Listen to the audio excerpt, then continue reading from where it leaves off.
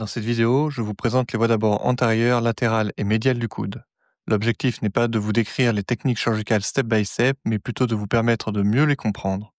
Et pour cela, nous allons naviguer dans le coude en commençant en profondeur au niveau de l'os pour monter vers les muscles puis la peau. Et on commence par les voies d'abord latérales du coude. Classiquement, elles sont réalisées sur un patient en décutus dorsal et pour l'abduction et le coude positionné sur une table à bras. Je positionne le coude en flexion sur une casaque roulée, ce qui permet de bien dégager le bord latéral et le bord postérieur du coude. Pour tracer les voies d'abord, on doit savoir palper quelques reliefs osseux clés. Le premier repère est l'épicondyle latéral. Et le deuxième repère est le bord postérieur de la tête radiale. Et vous pouvez mobiliser le coude en pronosupination pour faciliter la palpation du bord postérolatéral de la tête radiale. Mais une fois la tête radiale repérée, vous positionnez le coude en pronation et vous gardez cette position durant la totalité de votre voie d'abord afin de vous protéger du nerf interosseux postérieur. Pour ma part, j'utilise un troisième repère localisé entre l'humérus métaphysaire et le capitulum. Pour ce faire, j'applique une pression avec l'index dans le coin formé par le pôle supérieur du capitulum et la corticale antérieure de l'humérus. Cette technique vous permettra de repérer parfaitement la hauteur du capitulum et l'insertion de la capsule antérieure, ce qui est utile pour les patients obèses ou avec de l'œdème, chez qui l'épicondyle latéral est très difficile à palper. Au final, vous avez à disposition 3 repères osseux pour quadriller l'articulation radiocapitulaire. Mais pour choisir votre voie d'abord, il faut également connaître l'anatomie ligamentaire. Sur le bord latéral, on retrouve le LCRL pour ligament collatéral radial, qui va de l'épicondyle latéral au ligament annulaire. On a également le LCUL pour ligament collatéral ulnaire latéral, qui va aussi de l'épicondyle latéral jusqu'à la crête supinatrice et la portion la plus postérieure du ligament annulaire. Mais ce ligament est plus vertical. C'est un ligament très important dans la stabilité de l'articulation radiocapitulaire car il prévient le passage de la tête radiale sous le capitulum lors de la supination. Le LCRL et le LCUL s'insèrent tous les deux sous l'épicondyle latéral.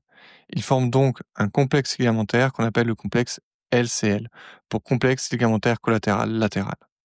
Et plus récemment, on a ajouté le ligament postérolatéral au complexe LCL. Anciennement considéré comme de la simple capsule postérolatérale, Adam Watts a démontré qu'il s'agissait en fait d'un ligament qui vient s'insérer à la face postérieure de l'épicondyle latéral. Il contribue donc à la stabilité de l'articulation radiocapitulaire et doit être réparé lorsque vous avez par exemple une terrible triade. Pour finir, il faut parler du ligament annulaire qui entoure la tête radiale et qui va s'insérer de part et d'autre de l'ulna. Pour accéder à la tête radiale, nous sommes obligés d'inciser ce ligament. Lors de la voie d'abord latérale, il faut veiller à inciser le ligament annulaire à distance de ces insertions osseuses, car à la fin de votre chirurgie, lorsque vous devrez refermer votre voie d'abord, il faudra suturer ce ligament annulaire.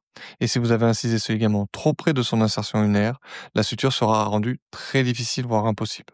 Et maintenant, vous avez en tête les repères osseux et l'anatomie ligamentaire. Nous quittons donc le plan profond du coude pour remonter vers le plan musculaire. Nous allons donc aborder les espaces intermusculaires à emprunter selon les différentes voies d'abord. Et on commence par la voie latérale la plus classique, la voie de Kocher, qui est aussi celle que j'utilise le plus dans ma pratique. Elle permet un accès direct à la tête radiale et au complexe LCL. En passant entre l'extenseur carpi ulnaris et l'anconeus, la voie de Kocher peut être prolongée proximalement en désinsérant le tendon commun des extenseurs ainsi que l'extenseur carpi radialis longus, voire partiellement le brachioradial. Cette extension permet d'exposer quasi l'ensemble de la capsule antérieure et de la tête radiale, ainsi que la pointe de la coronide. Elle est donc particulièrement utile dans les réparations de la terrible triade. De la même manière, on peut également récliner l'appareil extenseur de l'humérus distal, et notamment l'enconé de l'épiphyse latérale, pour avoir accès à la face postérieure de la colonne latérale de l'humérus. Nous l'utilisons classiquement pour les vissages rétrogrades du capitulum ou encore dans les arthrolyses complexes de coude. Finalement, la voie de Kocher offre une excellente exposition antérieure et postérieure du coude. Elle permet un débridement étendu et autorise la stabilisation du coude en varus et en postérolatéral par la suture de la capsule antérieure sur la coronoïde et la suture du plan capsulo-ligamentaire latéral sur l'épicondyle latéral. C'est une voie que je dirais royale pour la stabilisation latérale du coude. On a vu que la voie de Kocher passait entre l'enconé et l'extenseur carpi ulnaris, mais comment repère-t-on cet intervalle? Ce n'est pas très compliqué. Après l'incision cutanée, je vous conseille de bien refouler le tissu adipeux sous-cutané à l'aide d'une compresse pour exposer l'aponévrose. Celle-ci est légèrement translucide, ce qui permet d'observer la direction des fibres musculaires en profondeur. On distingue alors des fibres avec deux directions différentes. En bleu, les fibres antérieures, légèrement horizontales, orientées vers la face dorsale du poignet, elles correspondent aux épicondyliens latéraux. Et en blanc, les fibres postérieures, plus verticales, orientées vers la face postérieure du tiers proximal de l'ulna. Elles appartiennent à l'enconé, qui fait partie de l'appareil extenseur du coude et s'insère sur l'ulna proximal. Il faut donc inciser le long du fin liseré graisseux qui sépare ces deux groupes musculaires, puis simplement les écarter pour accéder directement au plan ligamentaire. L'autre voie d'abord très classique, mais que je fais moins, c'est la voie de Kaplan. Elle est plus antérieure que la cochère, elle est donc privilégiée pour les fractures antérieures et internes de la tête radiale sans lésion du LCL. Cette voie permet d'exposer une surface de radius d'environ 610 mm² contre 450 pour la voie de cochère. Et cette différence est encore plus marquée lorsque le LCL est intact. Comme pour la voie de cochère, la voie de Kaplan débute au niveau de l'épicondyle latéral, mais cette fois, on passe entre l'extenseur carpi radialis brevis et l'extenseur digitorum communis.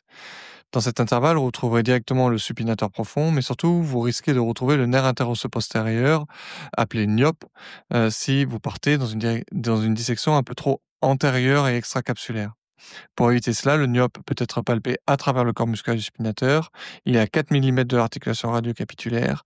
Donc, le plus sûr dans une chirurgie complexe avec une voie de Kaplan, c'est de repérer le niope et de le mettre sur l'ac. L'autre complication classique de cette voie, c'est la lésion du nerf cutané latéral de l'avant-bras par une traction trop excessive. Ces risques de complications nerveuses sont pour moi une bonne raison de préférer la voie de cochère. Cependant, la voie de Kaplan, bien qu'elle n'expose pas très bien le plan ligamentaire, expose très bien la tête radiale. D'autres auteurs ont fait un compromis et ont proposé des alternatives comme le split de l'extenseur digitorum communis, qui permet à la fois une meilleure vue que la voie de cochère, tout en restant éloigné du nerf interosseux postérieur. Pour ce qui est de la voie interne, vous garderez votre patient en décutus dorsal avec une abduction de l'épaule comme pour les voies latérales. Par contre, ici, vous mettez le patient avec une hyperrotation externe de l'épaule afin d'exposer tout le versant médial du coude. Pour mieux exposer ce côté, vous positionnerez également le coude sur une casaque roulée qui va mettre le coude sur un piédestal et mieux exposer sa partie postéromédiale. Votre repère osseux principal, c'est l'épicondyle médial, qui est facile à palper. De cet épicondyle médial part le faisceau antérieur du ligament collatéral médial, c'est le principal stabilisateur du coude, il stabilise le coude contre les contraintes en valgus et notamment lorsque le coude s'ouvre. Le faisceau postérieur est un faisceau postérieur par rapport au faisceau antérieur du ligament collatéral médial et il stabilise le coude contre le valgus lors de la flexion de coude. La voie la plus classique, c'est le FCU split, pour split du flexor carpi ulnaris. C'est la voie qui demande le moins d'expertise car c'est la voie d'abord utilisée pour la neurolyse du nerf ulnaire.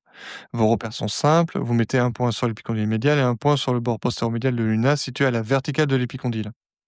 Et vous ajoutez un troisième point pour former un triangle isocèle. C'est la bissectrice du troisième point entre le chef huméral et le chef ulnaire du FCU qui va faire le split. Et en splittant le FCU entre ces deux chefs, on tombe directement sur le nerf ulnaire qu'on neurolyse et qu'on protège. C'est donc ça la première étape de la voie d'abord. Puis on décolle et récline le chef huméral du FCU pour visualiser directement le faisceau antérieur du ligament collatéral médial sur toute sa longueur.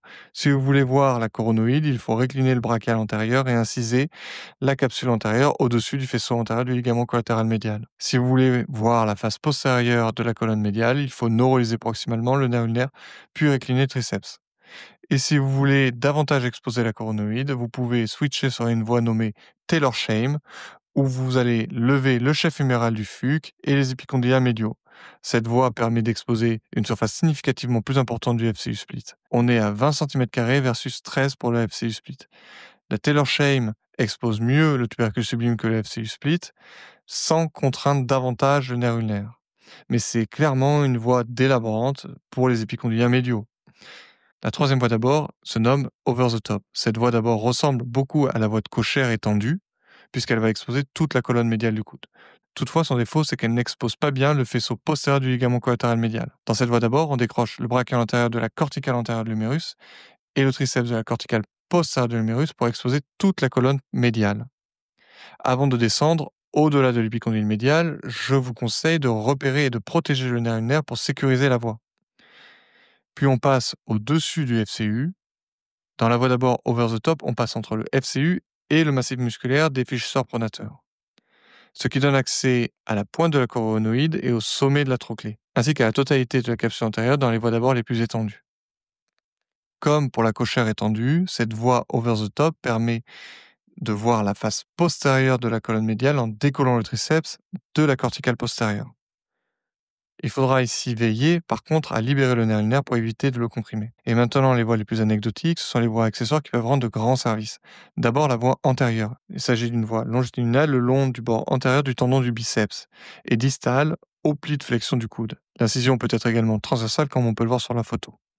Le nerf médian et l'artère brachiale sont réclinés latéralement, puis le muscle brachial antérieur est incisé longitudinalement dans l'axe des fibres, puis on rugine ensuite pour avoir accès direct à la capsule antérieure, puis à la pointe de la coronoïde. L'autre voie d'abord antérieure utile est celle utilisée pour insérer le tendon du biceps distal. Pour cette dernière, il convient de prendre comme repère le pli du coude, puis de se mettre à 2-3 travers de doigts distalement au pli, cela correspond à 3-4 cm, puis de se placer sur le bord interne du relief musculaire du brachioradial.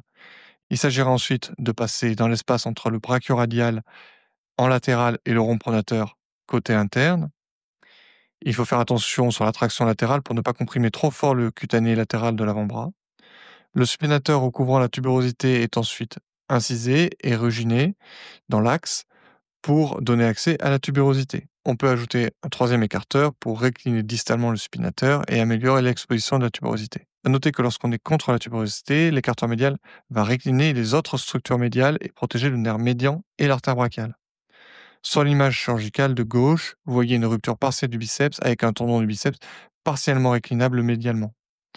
Enfin, c'est par cette voie que vous pourrez placer votre endobouton et ainsi refixer le tendon du biceps sur la tubérosité via l'endobouton placé dans la tubérosité. Ainsi, au total, pour vos instabilités ou raideurs de coude, pour vos fractures de la tête radiale simples ou complexes, vous avez une multitude de choix possibles. Pour ma part, la voie de Kocher est la voie royale pour la gestion des structures latérales et la voie FCU split pour la gestion des structures médiales. D'autant que je vous ai présenté ces voies de manière standard avec leur extension, mais avec l'expérience, vous pourrez également réaliser des voies mini-invasives. Ici, vous voyez des voies mini-invasives cochères avec une incision de 1 cm pour la réinsertion sur encre du ligament collatéral latéral et une voie mini-invasive split FCU de 2 cm pour la neurolyse du nerf ulnaire et la suture du LCM antérieur et postérieur sur encre. Merci pour votre attention.